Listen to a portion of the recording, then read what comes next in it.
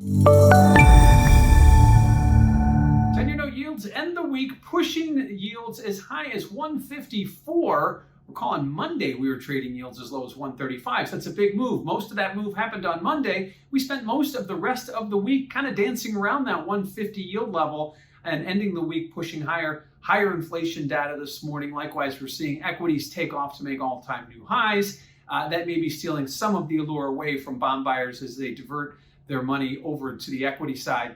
But at this point, we are kind of in the watch and wait moment. The bond market, which has been very watchful, very stoic over the last couple of years when it comes to these types of moves. We did see a knee-jerk move lower, but then things gravitate back to the norm. Now we're back inside that old range and likely going to wait for the next catalyst moment. And with non-farm payroll next week, that could be that next moment. But again, after putting in those uber lows and seeing the yield curves flatten very dramatically earlier in the week, things normalized. Still have a little ways to go to get back to normal, but getting closer than we were just 4 days ago. Now, what does that mean for volatility? Well, if you check out that CVol index over at cmegroup.com, you'll notice today's vols were rather flat, kind of muted. And going into a weekend, typically we see volatility going down unless there's some kind of event risk over the weekend. But week over week, we did see a huge decline. So after that big move down to 135 and 10-year note yield, kind of breaking out of the range, we saw volatility's bid and the yield curves flattening. We saw volatility bid.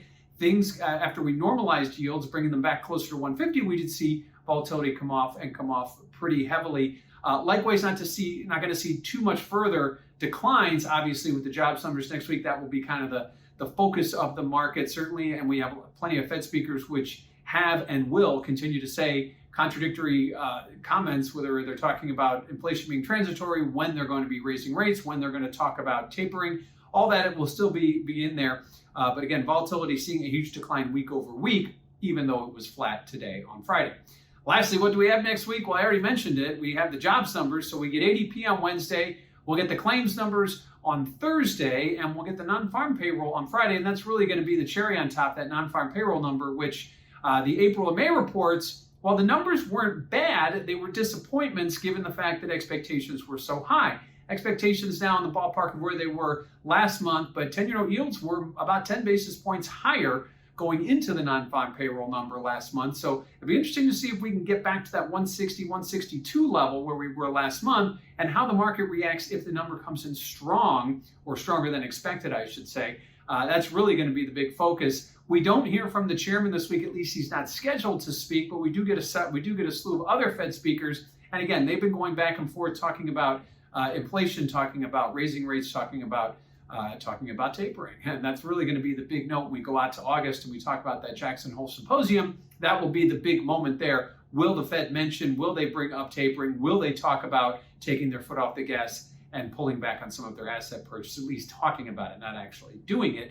That's always the first step in these Fed processes. So ending the week after a big move lower in yields, we end the week with yields actually moving higher, close to 154, but we have that jobs number next week, that non-farm payroll number, and after 2 months of misses of expectations, it'll be interesting to see how the market reacts.